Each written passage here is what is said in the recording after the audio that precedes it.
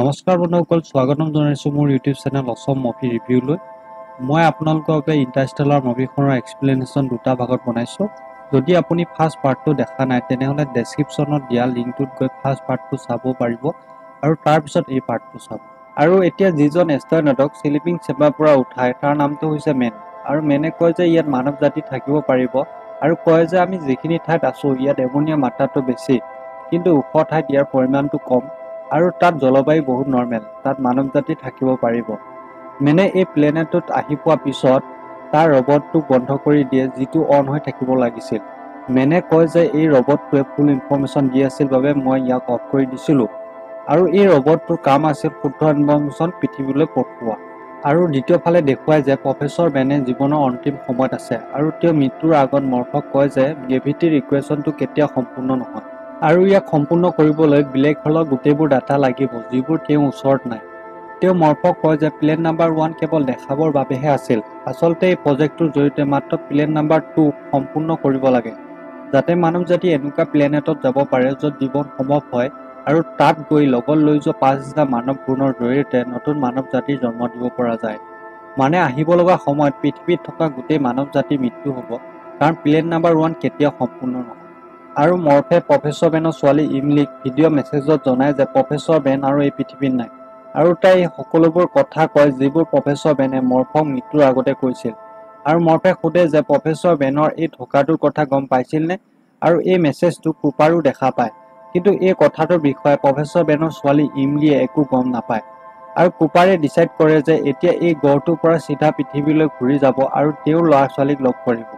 তেতিয়া কুপাৰৰ লগৰজনে কয় যে তুমি যেতিয়া পৃথিৱীলৈ ঘূৰি যাবা তেতিয়া ব্লেক হোলটোৰ চাৰিওফালে ঘূৰি যাবা আৰু তাৰ নামৰ ৰবৰটো ব্লেক হোলটোত পঠিয়াই দিবা, যাতে গোটেইবোৰ ডাটা কালেক্ট কৰি পৃথিৱীলৈ পঠাই দিয়ে আৰু প্ৰফেচৰ বেনৰ যি গ্ৰেভিটি ইকুৱেশ্যনটো আধৰুৱা আছিল তাক সম্পূৰ্ণ কৰিব পৰা যায় আৰু ইয়াৰ সহায়ত গোটেই মানৱ জাতিটোক বচাব পৰা যাব। আৰু এই প্লেনেটটোত কুপাৰে গম পায় যে যিজন এষ্ট্ৰনট ইয়াত আছিল মেন, সি সকলোকে ধোকা দিছে আৰু এই প্লেনেটটোত কোনো ঠাইত মানৱ জাতি থাকিব নোৱাৰিব। মেনে ফুল ডাটা পঠিয়ায় আৰু ৰবটটোক অফ কৰি দিয়ে যাতে তেওঁ ৰবটটোৱে সঁচা ডাটা নপঠায়, আৰু যদিহে সঁচা ডাটা পঠায় তেনেহ'লে ইয়ালৈ কোনো নাহিব আৰু তেওঁ ইয়াৰ পৰা কেতিয়াও যাব নোৱাৰিব। আৰু এইটোৱে কাৰণ যে মেনে ভুল ডাটা পঠিয়ায়। মেনে কুপাৰকো মাৰিবলৈ চেষ্টা কৰে, দৰাচলতে মেনে সকলোকে মাৰিবলৈ বিচাৰে আৰু অকলে পৃথিৱীলৈ যাব বিচাৰে আৰু তাত গৈ মিছা কাহিনী বনাব আৰু তাক মিছলীয়া বুলি সজাবলৈ কোনো নাথাকিব। কিন্তু প্ৰফেচৰ বেনৰ ছোৱালী ইমলিয়ে কুপাৰক বচায়, কিন্তু তেওঁলোকৰ লগৰ এজনক মেনে মাৰি পেলায়। আৰু তাৰ পিছত মেনে ফ্লাইং অবজেক্ট লৈ এণ্ডুৰেন্সলৈ যায়, যিখন তেওঁলোকৰ স্পেচশ্বিপ মহাকাশত আছে, যাতে তেওঁ পৃথিৱীলৈ যাব পাৰে। কিন্তু যেতিয়া তেওঁ ফ্লাইং অবজেক্টটোক স্পেচশ্বিপৰ লগত কানেক্ট কৰিব বিচাৰে তেতিয়া এটা ডাঙৰ বিস্ফোৰণ হয় আৰু সেই বিস্ফোৰণত মেনৰ মৃত্যু হয়। কিন্তু এই বিস্ফোৰণত এণ্ডুৰেন্স স্পেচশ্বিপৰ বহুত ক্ষতি হয় আৰু কুপাৰো তেওঁলোকৰ ফ্লাইং অবজেক্ট লৈ এণ্ডুৰেন্সৰ ফালে আহে আৰু এতিয়া এণ্ডুৰেন্স স্পেচশ্বিপ ষ্টেবল হৈ নাথাকে। কিন্তু কুপাৰে ফ্লাইং অবজেক্ট এণ্ডুৰেন্সৰ লগত কানেক্ট কৰিবলৈ সক্ষম হয় আৰু কানেক্ট কৰাৰ পিছত লগে লগে এণ্ডুৰেন্স স্পেচশ্বিপ ষ্টেবল হৈ যায়। কিন্তু এই ইনচিডেণ্টটোৰ পিছতে এণ্ডুৰেন্সক ব্লেক হোলটোৰ ফালে টানি নি থাকে, কিন্তু কুপাৰে কয় যে মই এই গ্ৰেভিটেশ্যনেল পুল ব্যৱহাৰ কৰি এণ্ডুৰেন্স স্পেচশ্বিপক যাবলৈ থকা লাষ্ট প্লেনেটটোলৈ লৈ যাম। ইয়াক ছায়েন্সৰ ভাষাত চিলিং শ্বট বুলি কয়, যাৰ সহায়ত স্পেচশ্বিপক গ্ৰেভিটেশ্যনেল ফ'ৰ্চৰ সহায়ত স্পেচশ্বিপক স্পীড দিয়ে আৰু চিলিং শ্বটৰ সহায়ত তেওঁলোকৰ স্পেচশ্বিপক সেই প্লেনেটটোৰ ফালে লৈ যায় আৰু তেওঁলোকৰ ৰবটটোক ব্লেক হোলটোত প্ৰৱেশ কৰাই দিয়ে, যাতে ব্লেক হোলৰ গোটেইবোৰ ডাটা পঠিয়াই দিয়ে আৰু প্লেন নাম্বাৰ 1টো ছাকচেছ কৰি পৃথিৱীৰ মানৱ জাতি বচায়। কিন্তু ৰবটটো ব্লেক হোলটোৰ ভিতৰত যাওঁতেই তাৰ লগত কানেকশ্যন হেৰুৱায় আৰু ইয়াৰ পিছত কুপাৰে নিজৰ ফ্লাইং অবজেক্টটোকো মেইন শ্বিপৰ পৰা যিখনৰ নাম এণ্ডুৰেন্স তাৰ পৰা এৰুৱাই দিয়ে যাতে ওজন কম হয়। আৰু এতিয়া এণ্ডুৰেন্সত অকলে ইমলি বাচি থাকে আৰু বাচি থকা প্লেনেটটোলৈ যায়। কুপাৰে এনেকুৱা এইভাৱে কৰে যে প্লেন নাম্বাৰ 2টো যাতে সফল হয় আৰু মানৱ জাতিৰ অস্তিত্ব থাকে। আৰু কুপাৰৰ ফ্লাইং অবজেক্টটো বহুত জোৰে ব্লেক হোলটোৰ ফালে গৈ থাকে আৰু তেওঁ ফ্লাইং অবজেক্টটোৰ পৰা মেছেজ আহে যে ফ্লাইং অবজেক্টটোৰ পৰা ডিটেচ হৈ যাওক, আৰু কুপাৰে তাৰ পৰা বাহিৰলৈ ওলাই আহে আৰু তৎক্ষণাত তেওঁ ফ্লাইং অবজেক্টটো ব্লাষ্ট হৈ যায়। আৰু এতিয়া আপোনালোকে ব্লেক হোলৰ বিষয়ে জানি লওক। ব্লেক হোল হৈছে ব্ৰহ্মাণ্ডত থকা এনে এটা হোল যাৰ ভিতৰত বহুত এনাৰ্জি আছে যি গোটেই প্লেনেটটোকে ভিতৰলৈ টানি নিব পাৰে।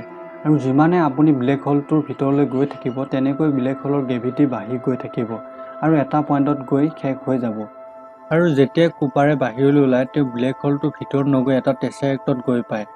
আৰু এতিয়া কুপাৰৰ ৰবটটো তেওঁ সম্পৰ্কত আহে আৰু তেওঁ এই ঠাইখিনি দেখা পাব পাৰে। তেওঁৰ ৰবটটোৱে কয় যে 5th ডাইমেনশ্যনৰ লোকবোৰে হিউমেনিটিক বচাবলৈ এই টেছৰেক্টটো বনাইছিল আৰু এই টেছৰেক্টটোত তেওঁ সময়ৰ আগত বা পিছত যায় যিকোনো ঘটনাক চাব পাৰে আৰু তেওঁ এই টেছৰেক্টটোৰ জৰিয়তে তেওঁৰ নিজৰ ঘৰৰ লাইব্ৰেৰীটোত গৈ পায় যিটো তাইৰ ছোৱালী মৰ্ফৰ ৰুমত আছিল, য'ত তাত তেওঁ মৰ্ফক দেখা পায়। মৰ্ফ এতিয়া বহুত সৰু হৈ আছে আৰু কুপাৰে কিতাপবোৰ পেলাই তেওঁ যে তাত আছে এই কথাটো জনাব বিচাৰে। কিন্তু মৰ্ফে ভাবে যে এইটো ভূত হ'ব পাৰে। আপোনাৰ মনত আছে চাগে সৰুতে মৰ্ফে কুপাৰক কৈছিল যে তাইৰ ৰুমত ভূত আছে যি কিতাপবোৰ বগৰাই থাকে। কিন্তু এবাৰ তাইৰ দেউতাকক এই বুলিও কয় যে মোৰ এনেকুৱা লাগে যে সেই ভূতটো আপুনিহে। আৰু সঁচাকৈ এইটোৱে হয়। কুপাৰে হয় যে যি কিতাপবোৰ বগৰাই থাকে। আৰু এইবিলাক তেওঁ মাত্ৰ টেছৰেক্টটোৰ জৰিয়তে কৰিব পাৰে, যাৰ সহায়ত তেওঁ পাষ্টত যাব পাৰে। কিন্তু এতিয়া তেওঁ ইয়াত ফচি আছে আৰু তেওঁ ইয়াৰ পৰা মৰ্ফৰ লগত কথা পাতিব নোৱাৰে। আৰু এইবাবে কুপাৰে মৰ্ফৰ লগত কমিউনিকেট কৰিবৰ বাবে তেওঁৰ গ্ৰেভিটি ব্যৱহাৰ কৰে। কিয়নো গ্ৰেভিটি হৈছে এনেকুৱা এটা বস্তু যি সকলো ডাইমেনশ্যনতে কাম কৰে আৰু ধূলিয়ে যিবোৰ লাইন মৰ্ফৰ ৰুমত বনোৱা আছিল সেইবিলাকো কুপাৰে গ্ৰেভিটিৰ সহায়ত বনাইছিল। কুপাৰে গ্ৰেভিটিৰ সহায়ত তেওঁ নিজকে মিছনলৈ যাব নালাগে বুলি মেছেজ পঠায় আৰু তেওঁ নোটবুকত নোট কৰি ৰাখায় ষ্টে বুলি। কিন্তু সকলোবোৰ চেষ্টা কৰাৰ পিছতো কুপাৰে এই কথাটো ক'ব নোৱাৰে যে তেওঁ টেছৰেক্টত ফচি আছে আৰু তেওঁৱে এই মেছেজটো পঠিয়াইছে বুলি। আৰু সেই সময়তে ৰবটটোৱে কয় যে ব্লেক হোলৰ গোটেইবোৰ ডাটা পাই গ'লো, যাৰ সহায়ত প্ৰফেচৰ বেনৰ আধৰুৱা গ্ৰেভিটি ইকুৱেশ্যনটো সম্পূৰ্ণ কৰিব পৰা যাব আৰু পৃথিৱীত থকা লোকসকলক বচাব পৰা যাব। আৰু ইয়াত কুপাৰে সকলোবোৰ কথা বুজি পায়। তেওঁ ৰবটটোক কয় যে 5th ডাইমেনশ্যনৰ হিউমেনবোৰে মোক বাছি ল'লে আৰু মৰ্ফক। ৰবটটোৱে কয় কিহৰ বাবে? কুপাৰে কয় যে পৃথিৱীখনক বচাবলৈ, আৰু এইবাবে মই ইয়াত আছোঁ। আৰু এতিয়া আপুনি টেছৰেক্টটোক এইদৰে ভাবিব পাৰে যে এইখন এখন এনেকুৱা ঠাই য'ত সময়ৰ আগত বা পিছত দেখা পাব পাৰি। আৰু ইয়াক 5th ডাইমেনশ্যনৰ লোকসকলে মানে এডভান্স লোকসকলে বনায় আৰু ইয়াক কিহৰ বাবে বনালে? কাৰণ ইয়াৰ জৰিয়তে মানৱ জাতি বচাব পাৰিব, কাৰণ পৃথিৱী এতিয়া ধ্বংস হ'বলৈ গৈ আছে। আৰু যি এডভান্স মানুহবোৰ আছিল তেওঁলোকে গম পায় আৰু কুপাৰৰ জৰিয়তে গোটেইবোৰ ইনফৰ্মেশ্যন মৰ্ফক পঠাব পাৰে।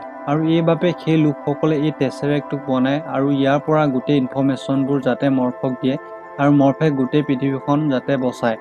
5th ডাইমেনশ্যনৰ যিবিলাক এডভান্স লোকসকল আছিল তেওঁলোকে সময়ৰ আগত বা পিছত যাব পাৰে আৰু যিকোনো সময়তে যাব পাৰে। আৰু 5th ডাইমেনশ্যনৰ লোকসকলে এই টেছৰেক্টটোক বনায় য'ত এতিয়া কুপাৰে আছে। এইবাবে তেওঁ সময়ৰ আগত বা পিছত যাব পাৰে আৰু তেওঁ সময়ৰ পিছত গৈ তেওঁ নিজৰ ঘৰৰ লাইব্ৰেৰীটোত গৈ পায় আৰু য'ত তেওঁৰ মৰ্ফক দেখা পায়। আৰু এতিয়া প্ৰশ্ন হয় যে এই টেছৰেক্টটো মৰ্ফৰ ৰুমৰ ওচৰত কিয় বনোৱা হ'ল? কিয়নো 5th ডাইমেনশ্যনৰ লোকসকলে গম পাইছিল যে মৰ্ফ নাছাত এগৰাকী চাইণ্টিষ্ট হয় আৰু তেওঁলোকে কুপাৰৰ সহায়ত ব্লেক হোলৰ গোটেইবোৰ ডাটা মৰ্ফক দিব বিচাৰে যাতে গ্ৰেভিটিৰ ইকুৱেশ্যনটো ছল্ভ হয় আৰু গোটেই পৃথিৱীখনক বচাব পৰা যায়, যি এতিয়া ধ্বংস হ'বলৈ গৈ আছে। আৰু এতিয়া সমস্যাটো হ'ল যে ডাটাবোৰ কুপাৰৰ লগত আছে, কিন্তু তেওঁৰ ছোৱালী মৰ্ফক কেনেকৈ পঠিয়াব? কুপাৰে তেওঁৰ ৰবটটোৰ পৰা গোটেইবোৰ ডাটা মৰ্ছ ক'ডৰ ৰূপত লৈ লয় আৰু তাক গ্ৰেভিটিৰ সহায়ত বুকশ্বেল্ফত যিটো ঘড়ী আছিল, যিটো কুপাৰে তেওঁৰ ছোৱালী মৰ্ফক এই মিছনটোলৈ অহাৰ আগতে দিছিল, সেই ঘড়ীটো কাটাত ট্ৰেন্সফাৰ কৰি দিয়ে। মৰ্ছ ক'ড টেক্সট মেছেজ পঠিওৱা এটা পদ্ধতি যাক আপুনি ক্লিকৰ সহায়ত বা লাইটৰ সহায়ত বা অন অফ টুলৰ সহায়ত আপোনাৰ মেছেজ পঠিয়াব পাৰে। আৰু যিসকলে এই পদ্ধতিটো জানে আৰু তেওঁলোকে ডিক'ড কৰি বুজি লয়। আৰু যেতিয়া মৰ্ফে তেওঁৰ দেউতাকে দিয়া ঘড়ীটো নিব আহে, যি এতিয়া এগৰাকী চাইণ্টিষ্ট, আৰু তাই দেখে যে ঘড়ী কাঁটাডালে অদ্ভুত ধৰণে লৰচৰ কৰি আছে। আৰু তাই এগৰাকী চাইণ্টিষ্ট হয় কাৰণে তাই মৰ্ছ ক'ডৰ বিষয়ে গম পায়। আৰু তাই বুজি পায় যে তেওঁৰ দেউতাকে মৰ্ছ ক'ডৰ সহায়ত ডাটা পঠিয়াইছে। আৰু তাই মৰ্ছ ক'ডটো ডিক'ড কৰি গ্ৰেভিটিৰ ইকুৱেশ্যনটো ছল্ভ কৰে আৰু তেতিয়াই যিটো টেছৰেক্টৰ কুপাৰ আৰু তেওঁৰ ৰবটটো আছিল সেইটো নাইকিয়া হ'বলৈ ধৰে আৰু তেওঁলোকৰ দুজনক বাহিৰলৈ উলিয়াই পঠায়। আচলতে 5th ডাইমেনশ্যনৰ লোকসকলে কুপাৰৰ জৰিয়তে ব্লেক হোলৰ গোটেইবোৰ ইনফৰ্মেশ্যন পৃথিৱীলৈ পঠাব বিচাৰিছিল আৰু এইবাবে তেওঁলোকে এই টেছৰেক্টটো বনাইছিল। আৰু তাৰপিছত কুপাৰ বাহিৰলৈ ওলাই আহে আৰু তেওঁলোকক বেলেগ এষ্ট্ৰনটে বিচাৰি পায়। যেতিয়া কুপাৰে সাৰ পায় তেওঁ দেখা পায় যে তেওঁ এটা স্পেচ ষ্টেচনত আছে আৰু কুপাৰে সেই টেছৰেক্টটোত কিছু সময় আছিল যিটো ব্লেক হোলটো প্ৰায় ভিতৰত আছিল। তাত কটোৱা কিছু সময় পৃথিৱীৰ সময়মতে বহুত বছৰ হয়।